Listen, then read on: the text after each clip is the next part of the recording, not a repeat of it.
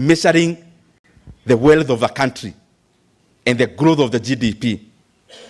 So we see GDP is equals to what? We condense it to few variables because all the other variables will feed into that. We say it is consumption, this water I'm consuming, the clothes, the food you're eating here, the fuel. We say is GDP, you measure it using consumption, plus private investments, plus G. G is government. Government, G you can always substitute it to B. It is budget. What we read as budget is what is called G. And then plus net exports, which is, you put a bracket, X representing exports minus M representing imports. Reflect about that. Now, let's forget that we learned it in class. Just reflect now that you are already a CPA and an FCPA who is already working. Now, detach yourself from class now to a policy maker in your respective area. That what influences the economy is how we consume, plus how we invest, how we consume privately. Those are households and farms. Plus how we invest privately. Those are private investments. Plus then G, how the government spends money. Plus X minus M. What does that tell you? That all those variables are very important for an economy to grow.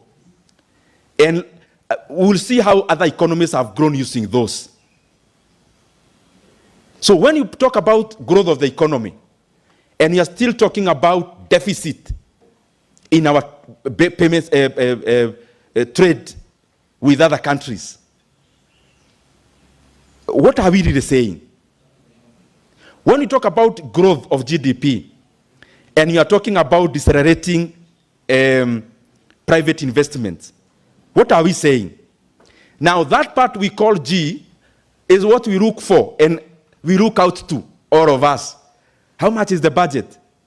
The GDP of many countries, the budget and the government expenditure only constitutes from around 17 to 25%. Can you imagine that? Your email is your first online impression. Make it count.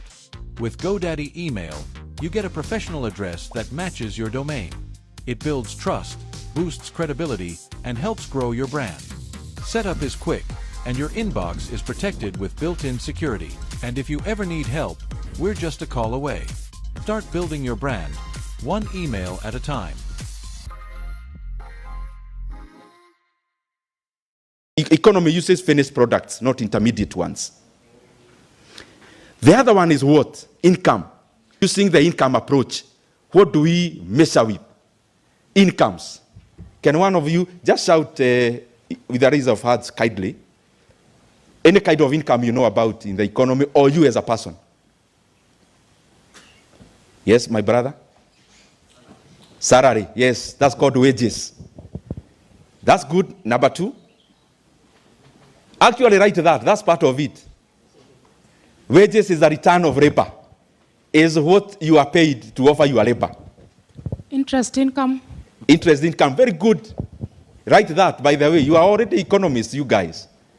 Number three. Farming income. Farming income. That must be specific. You call it profit. Now, you don't call it farming income, call it profit. Remember, we are dealing with final incomes. So what you call now, the return of capital is called profit. So holistically call it profit. Even interest income is also part of it, what was said by my sister. The other one? Dividends.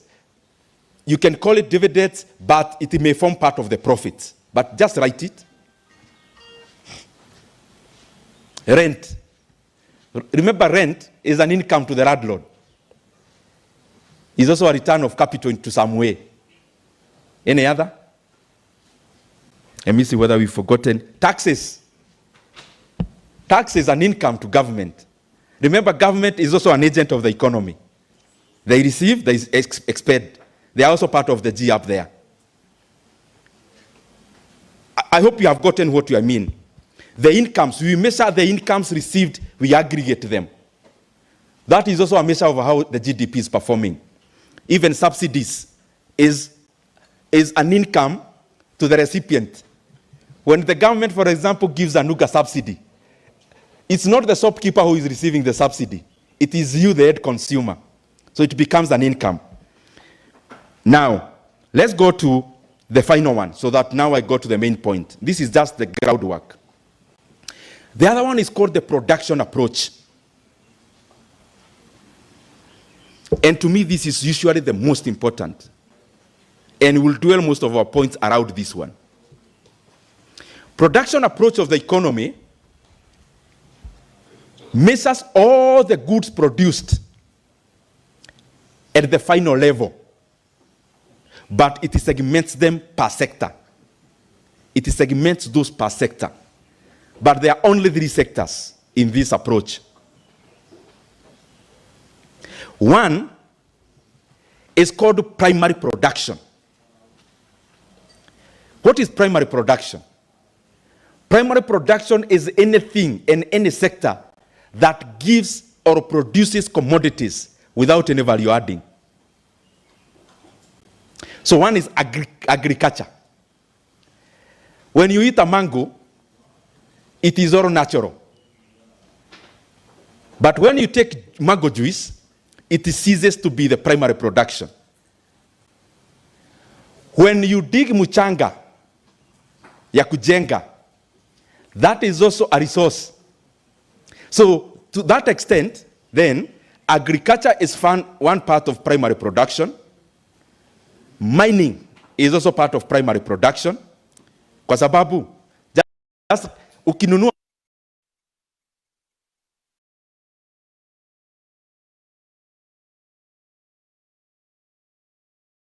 mawe, simeshika?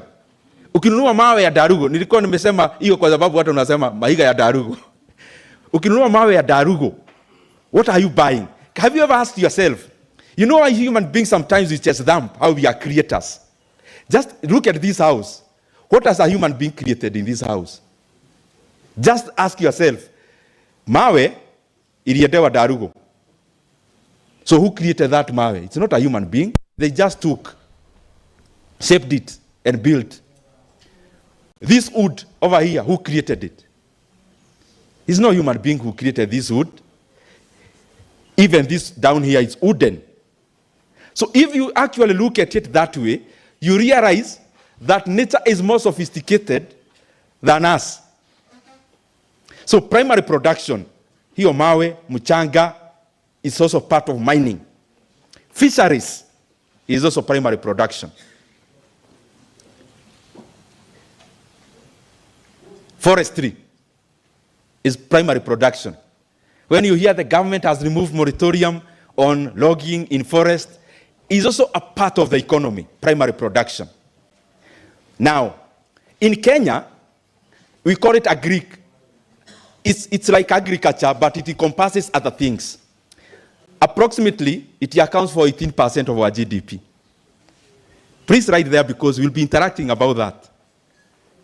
Write it as a formula. GDP is equals primary production, then unaandika hapo chini what is primary production of the things I've listed. Then, the second part, plus, the second is called secondary production. Secondary production is manufacturing and the associated.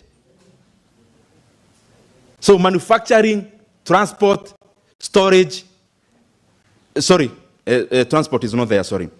Manufacturing and anything around manufacturing. Value addition. Industry. That accounts for 17% of our GDP, approximately. Now, the last one, plus, is called tertiary. Tertiary accounts Tertiary is banking, insurance. All that you do, most of the CPAs, is in service because you offer your brain. The biggest resource for you in your office is not a vehicle, is not the building, it is you. So you're also part of this now. Banking, insurance, hospitality, that is tourism holistically. Transport is also part of it. Transport, there is a thin line. The part that there is a consumption of fuel in a daga industry. But where there is, in terms of service, it is in service. Storage, all that. Now, look at this now. All those things is a circle. It's the same thing I have said if you look at it, zoom it. Because I've talked about expenditure approach. Consumption plus investments plus government plus net imports. Then the other one, I've talked about incomes, income approach. Number one income is tax. But tax is the one that is government up there. The other approach that had government expenditure, and this is the other one that has tax, those one cancels out. Because tax is what becomes government expenditure. When you talk about profit down here, and anything else that is a return on capital, is what becomes enhanced investment up there. What is wages in the income approach is what becomes consumption in the other expenditure approach. But they are important, and they'll be important as I make the point I want to make. So now that Kenya is where we are, let's say an economy of a GDP of 18 trillion shillings, approximately. Now, what are the low-lying fruits in those formulas that then can bring about the expansion of the left-hand side, which is the GDP? But let's look at some of the economies and how they have evolved so that we come now to Kenya. Now, if you look at the UK, the US, they started with what? They started with investments, but investments for what? Please get me, because in my opinion, I think if we crack this nut as Kenya, then there is so much we can do. They started by investments, growing investments. It's called capital accumulation. But after you accumulate capital, it is supposed to be used for what? When you accumulate capital, remember you are importing this capital as a growing economy. But I'm still in the UK, US, when they were growing. So when you import capital, these are machinery. Remember, this is an import. When you import a lot, you are damaging the economy because you're part of X minus M. So all manner of investment in manufacturing, how the US did it, the UK did it earlier, China, South Korea, and the rest, you must grow industry to stimulate net exports. If you only do manufacturing to satisfy local demand, that manufacturing actually usually have a damaging effect to a large extent to the economy. Because many times you realize the machinery you've imported to do what you are calling manufacturing may have costed you more than actually importing the finished product.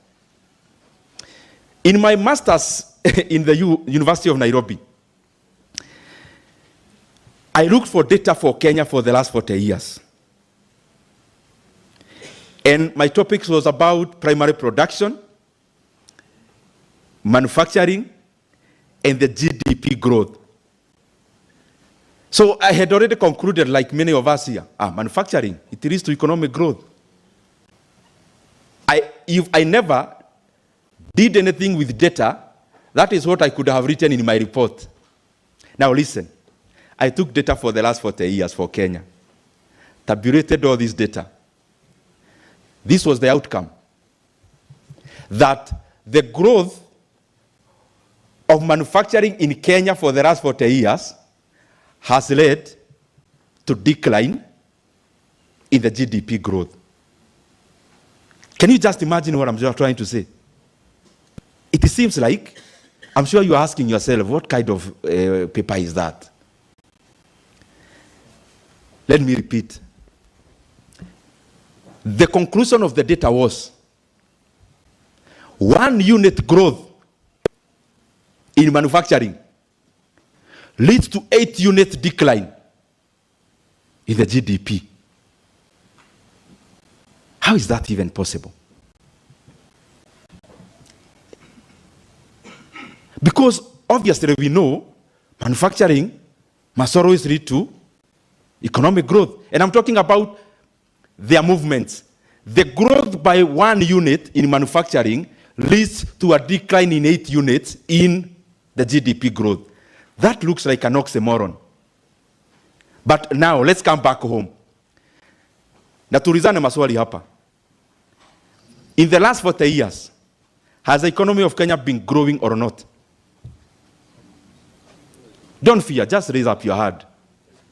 FCPA, yes, it has been growing. It's only few sessions we had a decline, like Corona time. Even over post-election violence, we had an increase, but it was marginal. Let me repeat, has the GDP in Kenya been growing for the last 40 years? Wacha ni kuniangalia namna hiyo. Has it been growing, yes or no? It has been growing, that is the truth. Okay. Has the manufacturing as a composition of GDP been growing or declining? Now that is where the answer lies. So, have you seen what I mean? For the last 40 years, the economy has been growing. But for the last 40 years, the composition of manufacturing as a share of GDP has been declining. Remember what I talked about, 17% secondary production is not just manufacturing. Manufacturing is part of it. If you remove manufacturing from the 17%, it is around 8%. Do you know, in the 60s, the composition of manufacturing as a share of GDP was higher than now. That is why. But these are the real reasons. What do we call manufacturing in Kenya?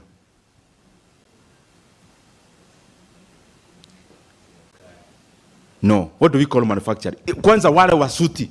In some cases, we refer to it as juakali. Juakali, that's one.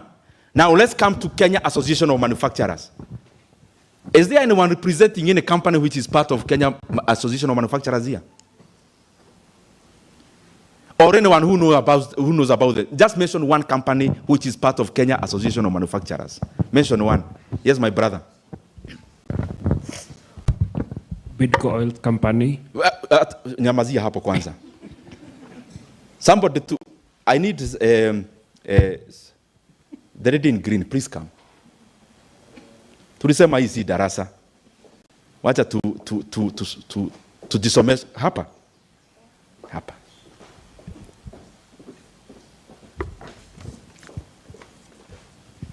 Somebody to give us a pen. And guys, I didn't come here to motivate you. I came here so that we keep thinking about Kenya critically. So write Bidco. You wanted to say the second one? Say the second one. Very good. Any other? Kenya Association of Manufacturers. I want you to give me who are the members. Yes? Yes, yes, sir. I was mentioning KVM, Kenya Vehicle Manufacturers. Very good. KVM, Kenya Vehicles Manufacturers. So we can put even Isuzu there. Is it? Yeah. Toyota Kenya. Let's put all of them there. Number 3. Flour exporting companies. Higher flour. Floriculture. Yeah, floriculture. And even commercial properties.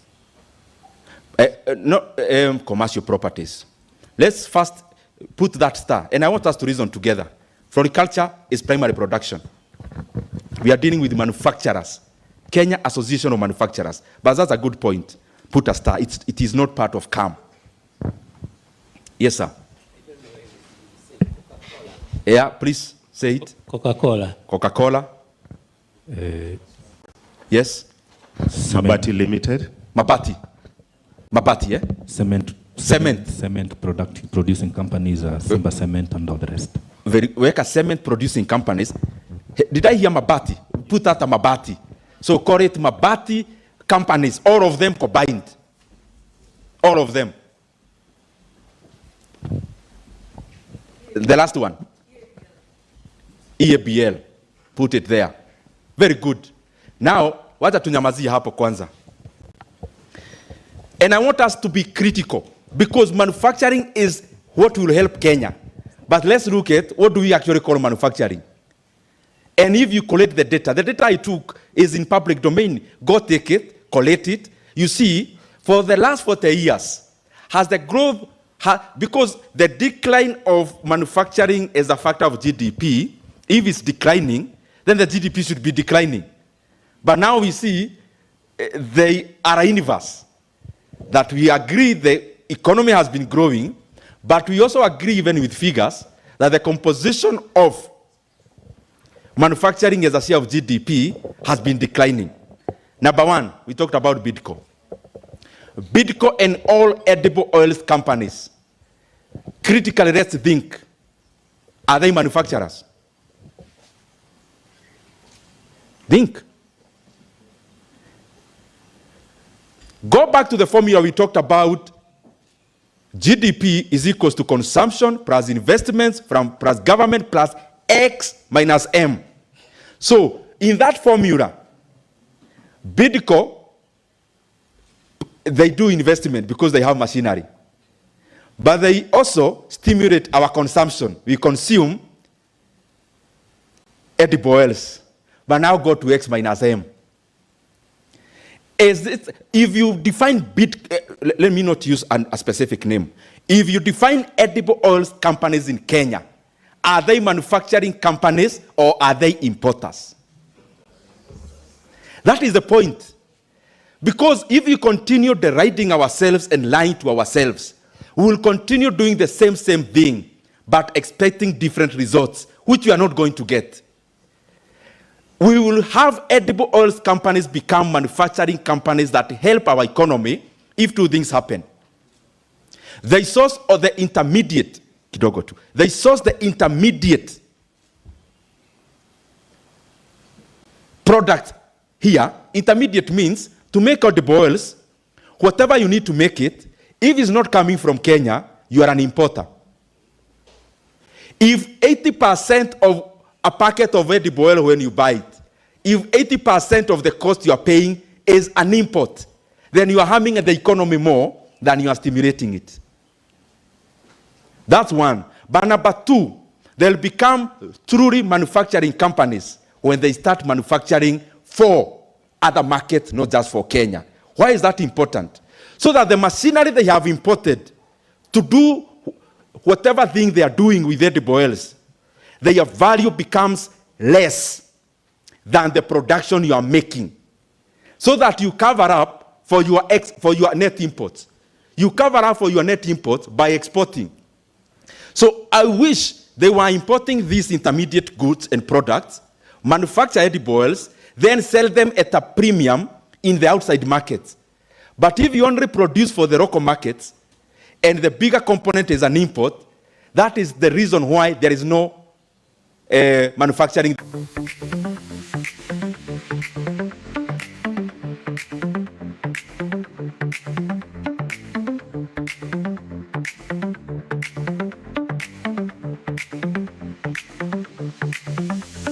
The ones you mentioned are not.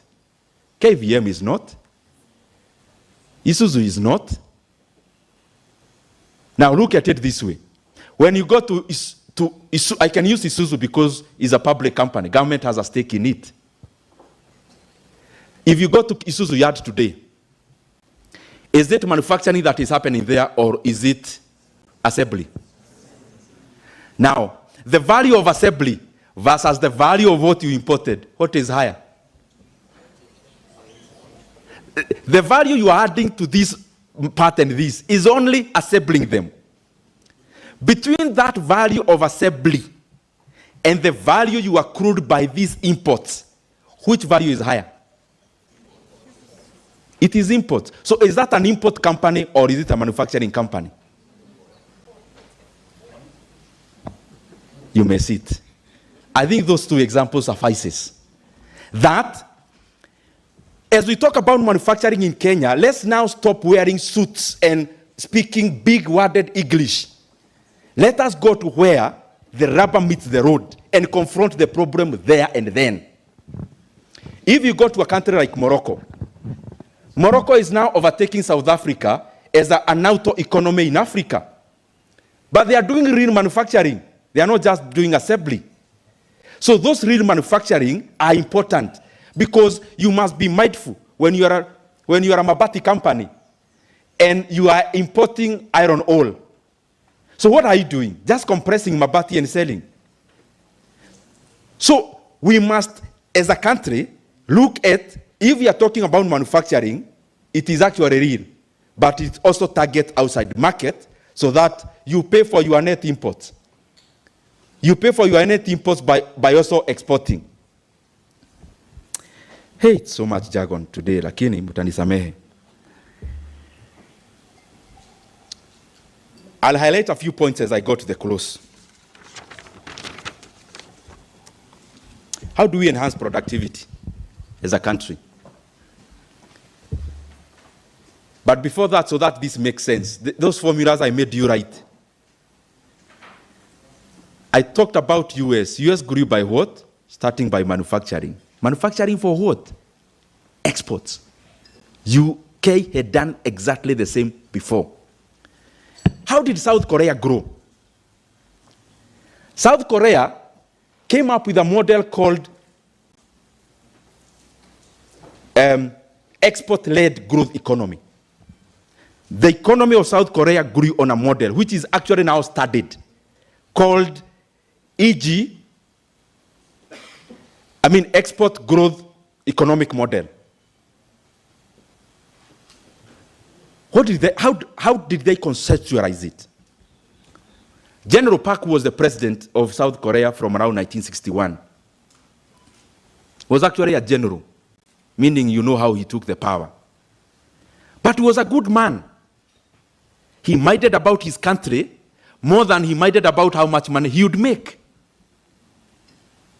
And he actually was able to check where the problem of South Korea was and how it could be solved. And I'm using South Korea because the size of Kenya is exactly the size of South Korea in terms of population.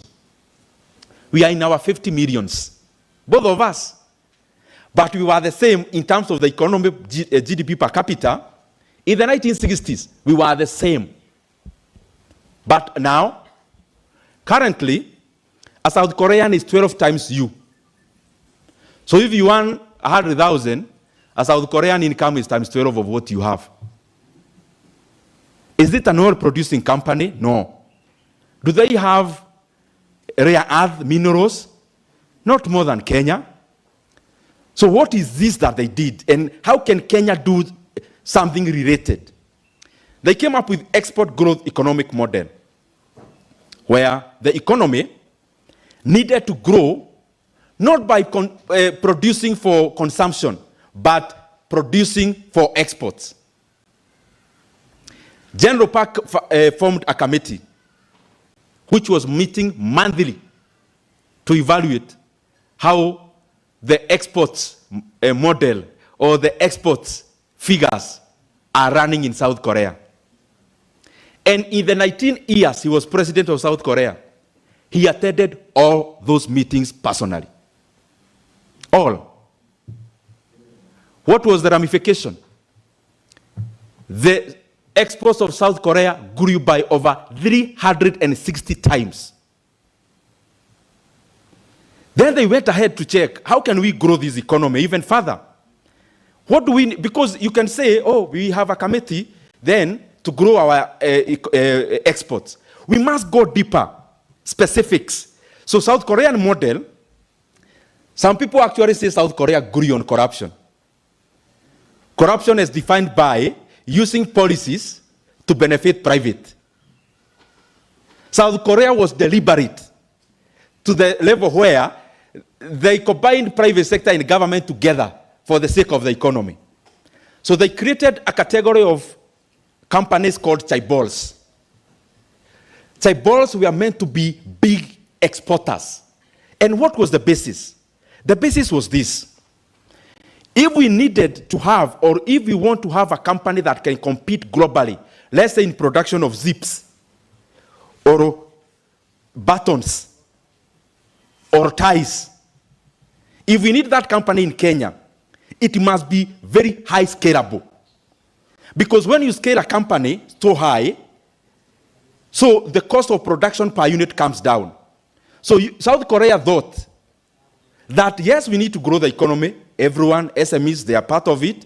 But we need some level of companies that can actually go out there and compete with the biggest companies in the world. So South Korea deliberately made policies, including funding policies, that benefited chaebols. The chaebols I'm talking about is a company like Samsung, a company like Hyundai.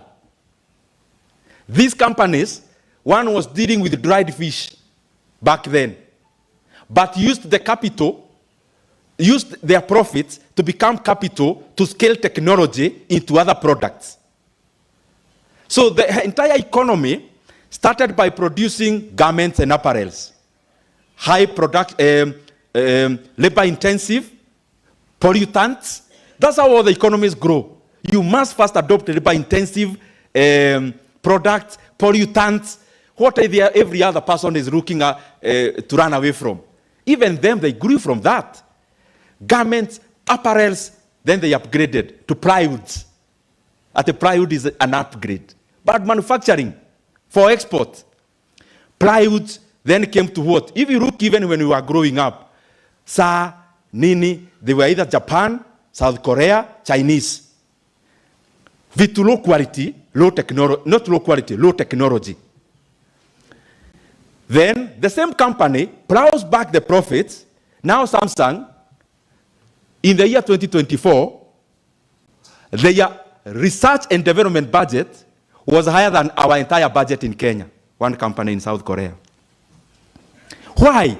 Because the government helped them through policy, first of all, to adopt technology very fast, transition commodities and production to higher technology products, because higher technology products have higher margins, and higher margins have higher productivity per worker.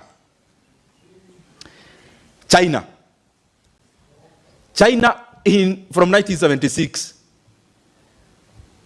You know, sometimes these stories are given and you might think, how is that so sudden? China was being ruled by Mao Zedong. Mao Zedong was a uniting factor. He made the Chinese people to be who they are in terms of the country. But during his reign, there was something called the Cultural Revolution, where he was trying socialism, at the people to go into the farm, at the farm, then the product belongs to government, at the munagawiwa kidogo. You know, that's not how the economy works. Economy works through selfish interest. So hapo hakaenda kobo kidogo. And it led to millions of Chinese people dying out of hunger. Then he departed from this world in 1976. In 2 years, there was some vikwazo hapo, the wife and some people called the Gang of Four. We are trying to subvert Deng Xiaoping from becoming president of China. But he succeeded in 1978. Now, this is what happened.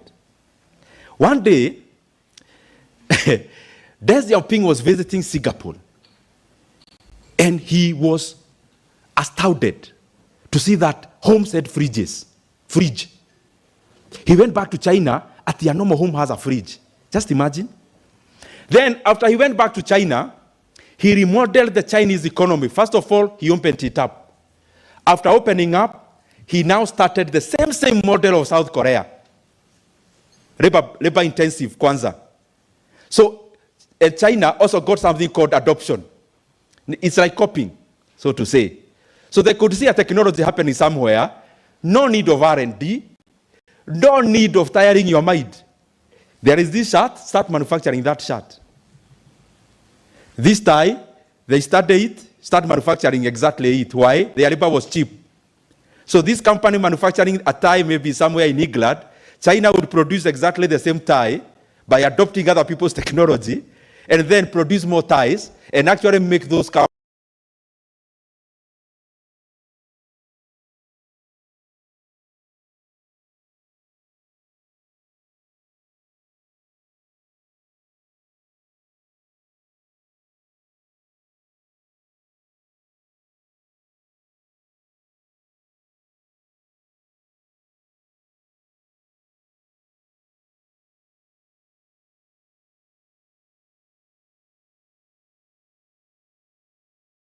they borrow the technology.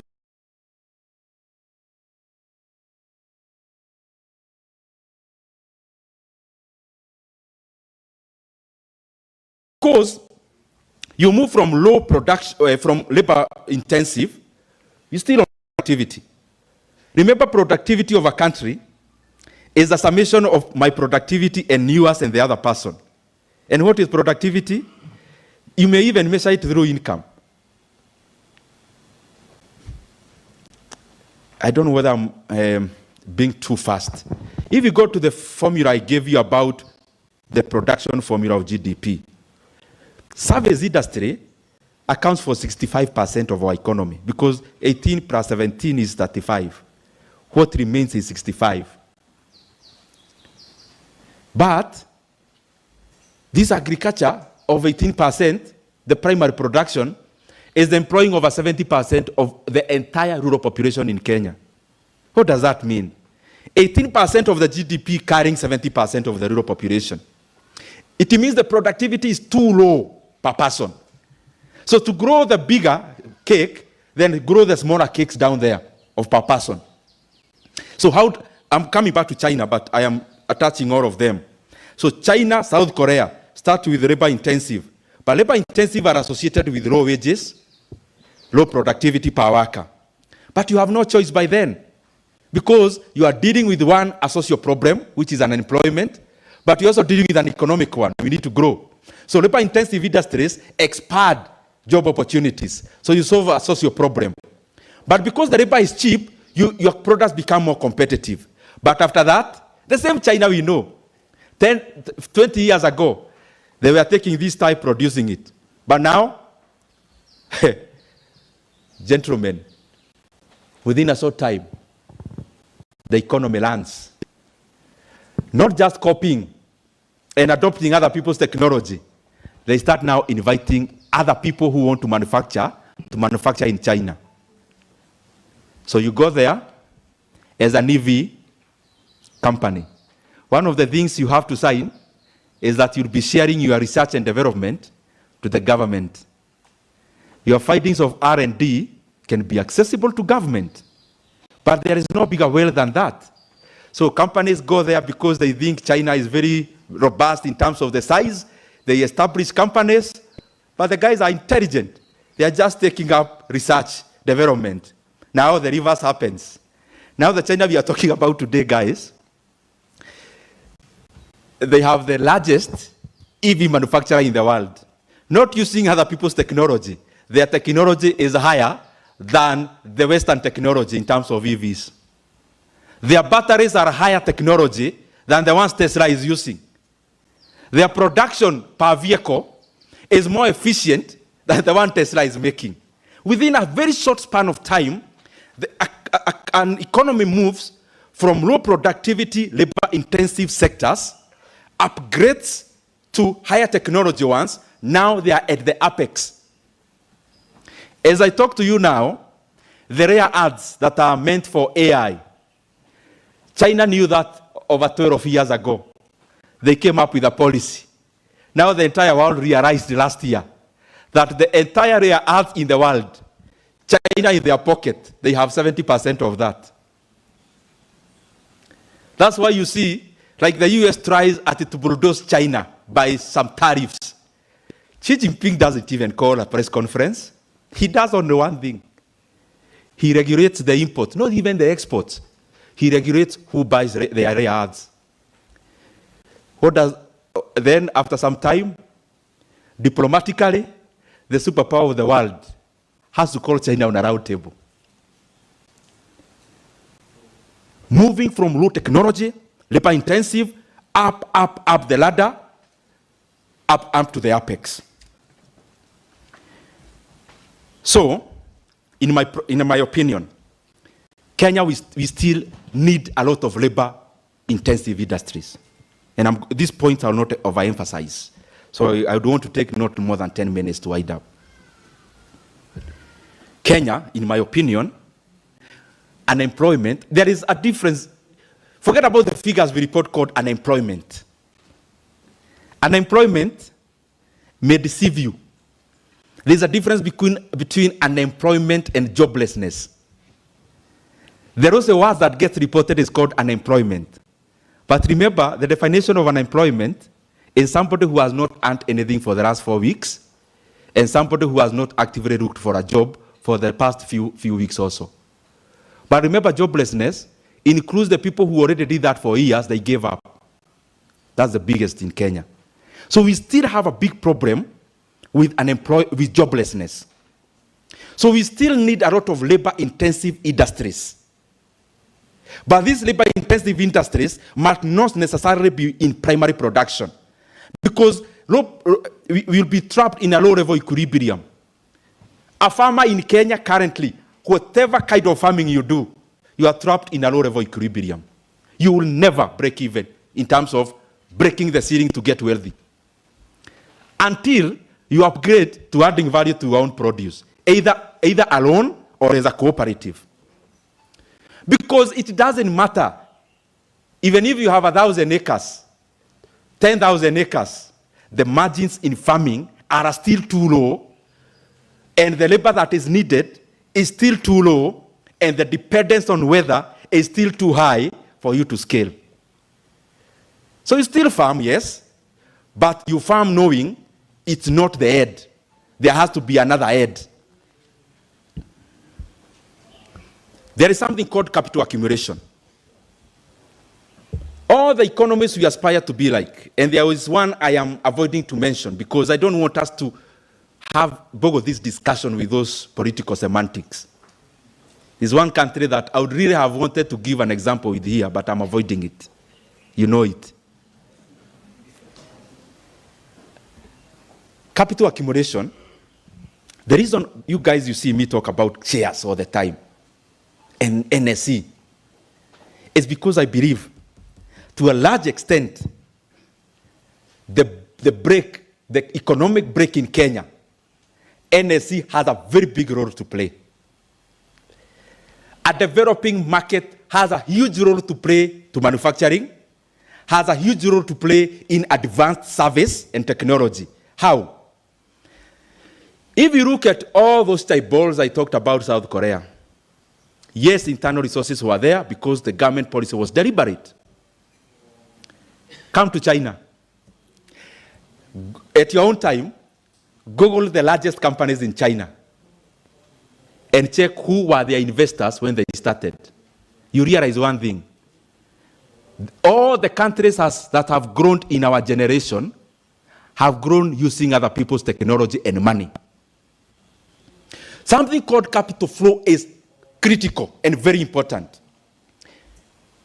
That country I'm not mentioning because it has been politicized in Kenya so much, yet it's a very innocent, good country. If you go to their securities, to their stock market, called SGX, you realize the top 10 companies that are listed there, yes, the government is very dominant, but most of those companies developed and grew using other people's money. Other people's, I don't mean locals, I mean outside money. BYD is currently the largest EV manufacturer in the world. Who are the manufacturers at the early point when they really needed capital? It's Berkshire Hathaway. Who owns Berkshire Hathaway? Warren Buffett from the US. If you go to, you check in your free time, Alibaba, you check all those big tech companies. Capital flow is a critical element. Why do you think the US dominates us so much? the capital markets in the US on the stock side alone is bigger than... Oh, a lamp. Stop it, I'm ticklish. You have released me, Aladdin. In return, I'll grant you 3 wishes. I'd like to be as smart as a fox, as strong as a bear, and fly like an eagle. Oh, flying too. Then you need Red Bull, the energy drink. Red Bull gives you wings! Bye-bye, Genie! Oh, and who grants me wishes? You stay here. We need to alleviate poverty, and we need to uplift so many Kenyans out of poverty. That thing is technology.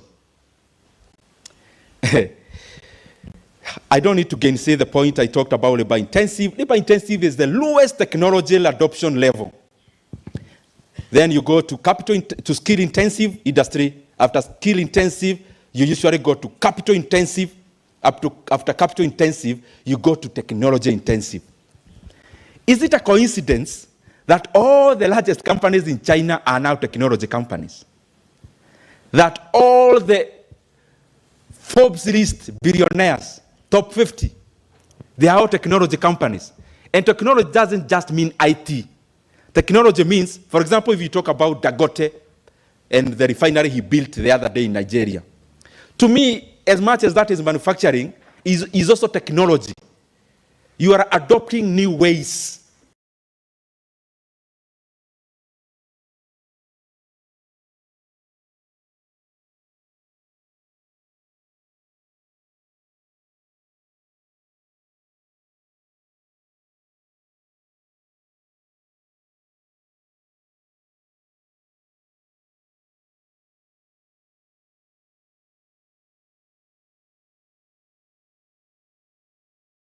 More efficient ways of producing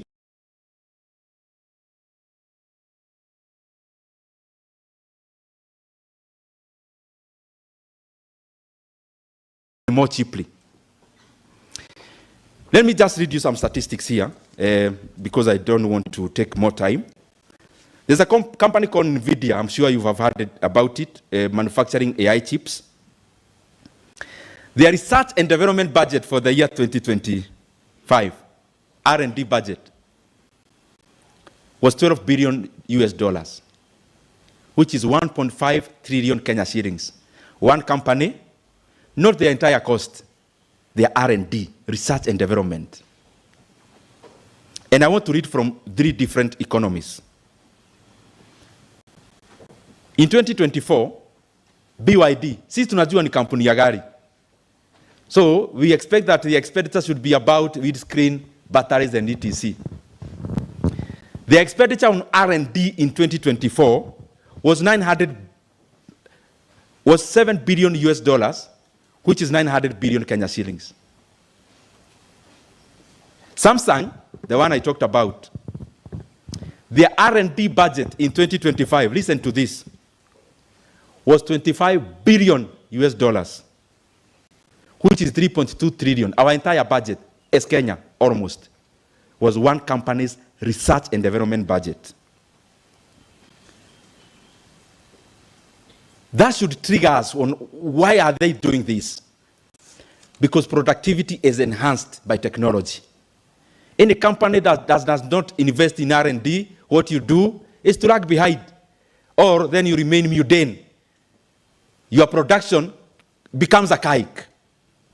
The same, you bring it to the economy. So these are the points I just highlight. You can interact with them later. How I think we can reshape the future of some sectors in Kenya. One, of course, is high-targeted manufacturing. High-targeted manufacturing, high-productivity manufacturing. That can only happen again through capital flows that are unrestricted. Number 2, is deliberately fostering entrepreneurial spirit. The biggest problem Kenya has, and has been having for years, is patronage stifling entrepreneurship. Patronage, that the biggest employer in Kenya becomes the politically, the occupants of political positions. And because they are not entrepreneurs, So what are they doing? We allocate capital where it should not be. Because when you become a politipreneur, the money you get, the profits you get becomes possessions. But economies grow when you convert possessions and wealth into capital. A normal entrepreneur, that's how they think. You start a bank called equity. A normal entrepreneur, how do you think? On how you can scale it. So when you make money, you actually plow it back. Before we know, you've expanded to Tanzania. You've expanded to Burundi. You've expanded to any other place. You are a Dagote. You may be held by policy, that's fine, but you are an entrepreneur. You wake up in the morning to think about creating. So what does Dagote do? You manufacture, you start with importing fertilizer, you make money. After making money, you set up a fertilizer company. Then you go to oil import.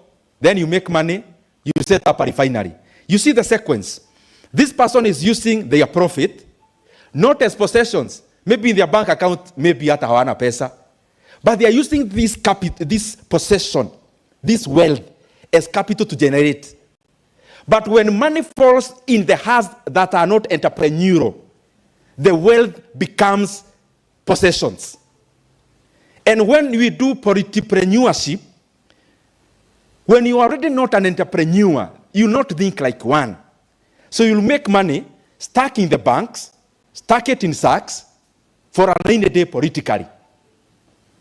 But this money, if it was in the better hands of an entrepreneur, this person would have made this 1 billion, they would already be setting up a factory to add value onto sweet potatoes to export to some other countries, employing 1,000 people.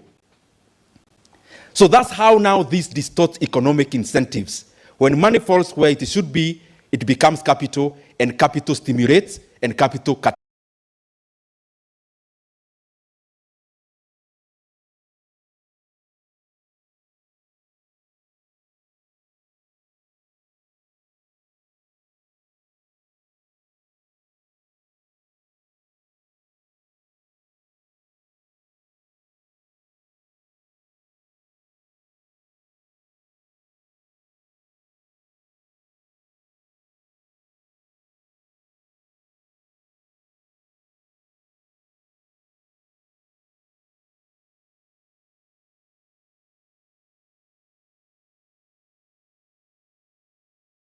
become a hub of disease.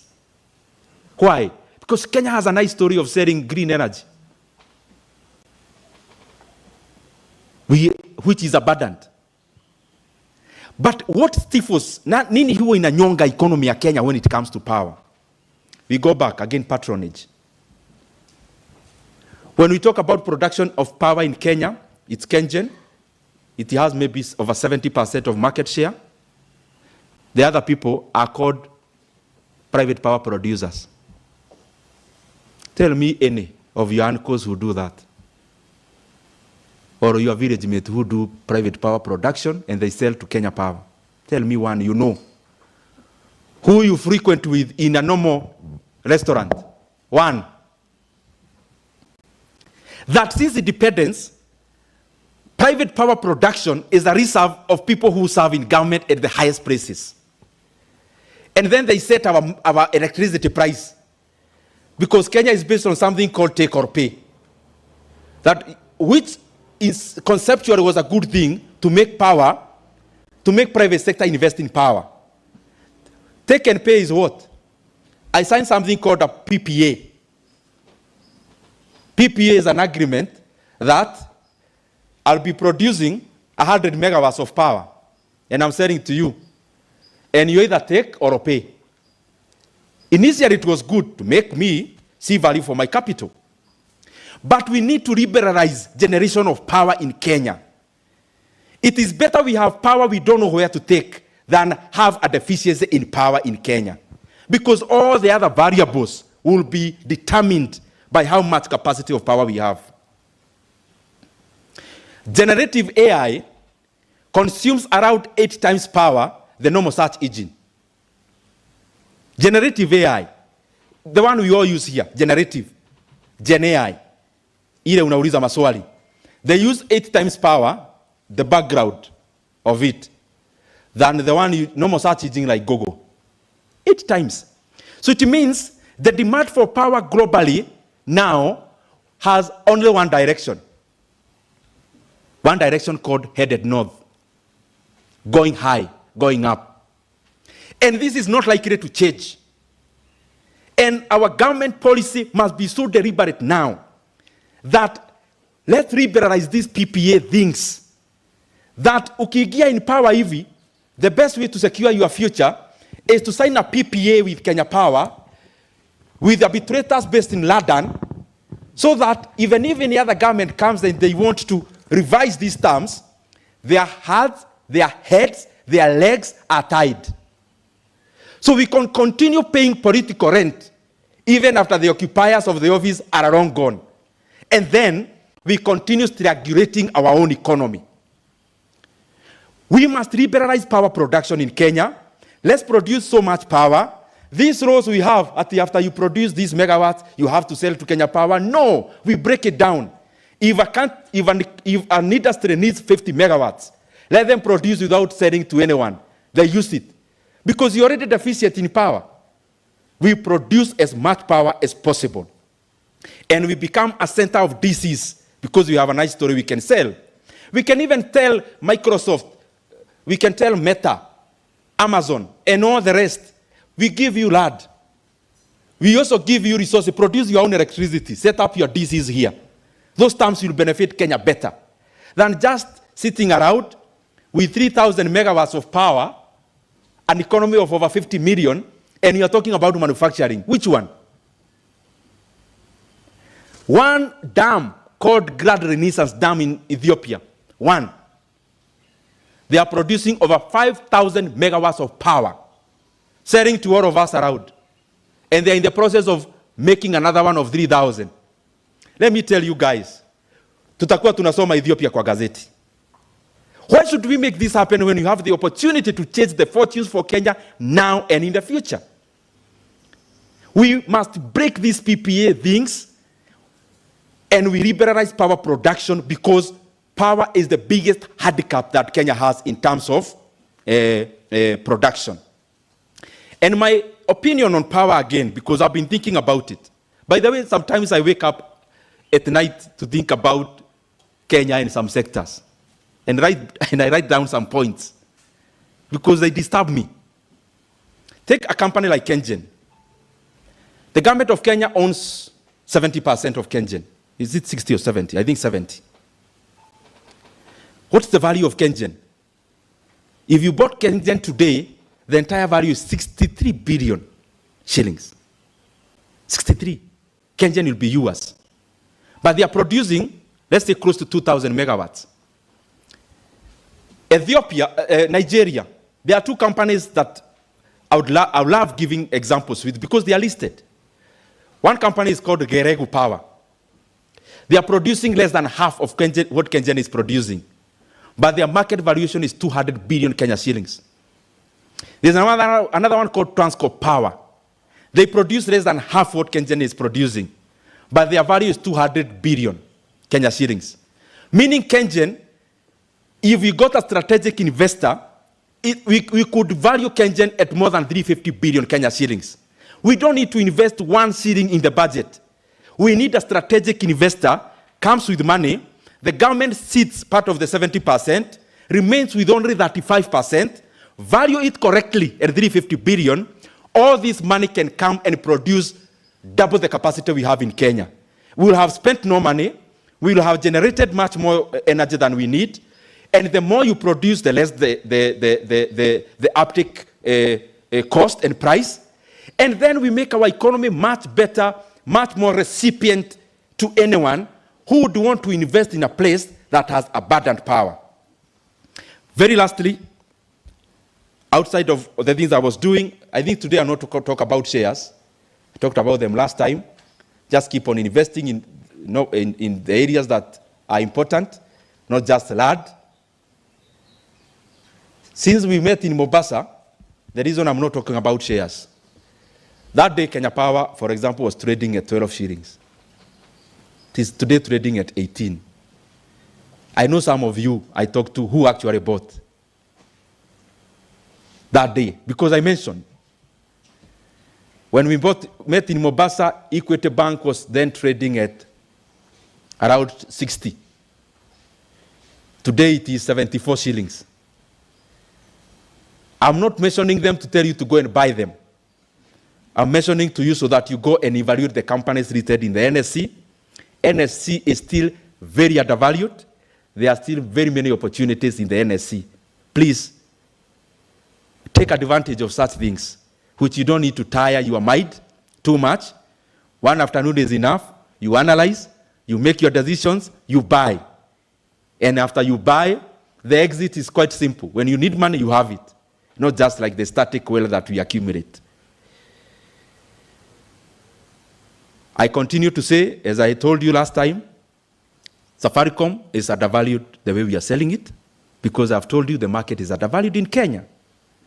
And we are doing a mistake as Kenya to sell Safaricom for 34 shillings. Last Friday, Safaricom was trading in the market at 34.25.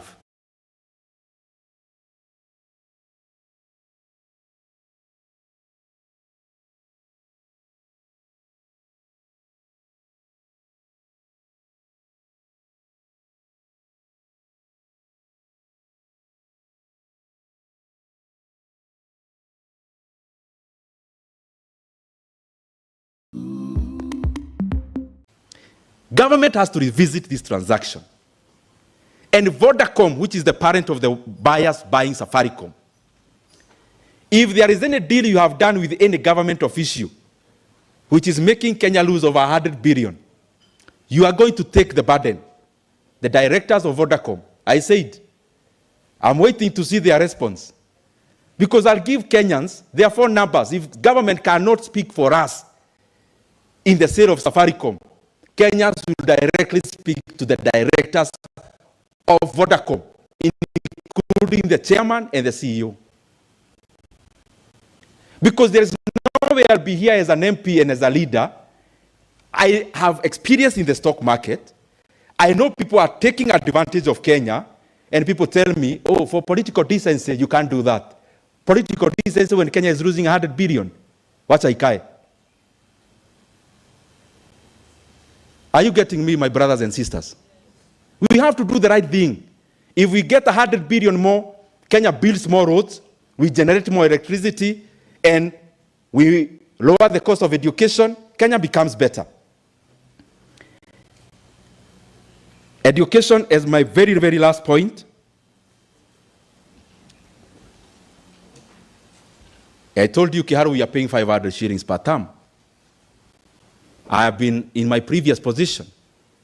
I know 100% Kenya is capable of offering free basic education, not tomorrow, today. Kenya has that capacity. And I'm saying several constituencies have already shown we are already doing it. And we are not throwing this ball to anyone. My proposal has been simple. NGCDF of Kiharu, like any other constituency, we started at 30 million shillings every constituency from our CDF. That will be 10 billion shillings. The counties, they also started at 10 billion out of the equitable share. And the national government, they may suspend renovating the offices every year. We raise 10 billion shillings. We need 30 billion shillings to make education in the senior secondary schools free and totally free, including the lunch program. So what is making Kenya to postpone such a program? I'm waiting for the budget making time. This is not an issue that requires a bill. It requires intervention at the budget level. We make this available. We provide quality education to Kenyans, and let it be. And as we continue expanding our infrastructure, the road and the rest, my request is one, as I sit. The government expanding roads is good, is even long overdue. But it must not be used We come here to expand the Thika Road superhighway. We say we are building an expressway. It should be built because we pay taxes and fuel levy. But it must not be used by anyone, because I know the plan. The plan is to put up another lanes here, call them dual carriage, then purport to toll the road that was built by President Mwai Kibaki.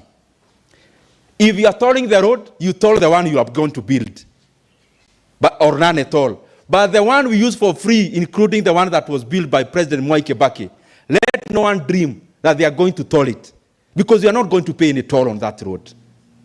The same with Mombasa Road. Infrastructure that was built by the previous governments, no one will come and put up tolls. If you want to toll Kenyans, if that is your inclination, do it on the roads you are building. The ones that were built by President Mwai Kibaki, we are going to use them for free, and anyone investing with that underscoring that they are being told to invest on Thika Road, and then they are going to toll the road we use for free. They must know. The same with Mombasa Road. The same with all the other roads. Our previous roads that we have been using for free, Kenyans will not accept to pay any toll on the roads that were built by the previous governments. Thank you very much.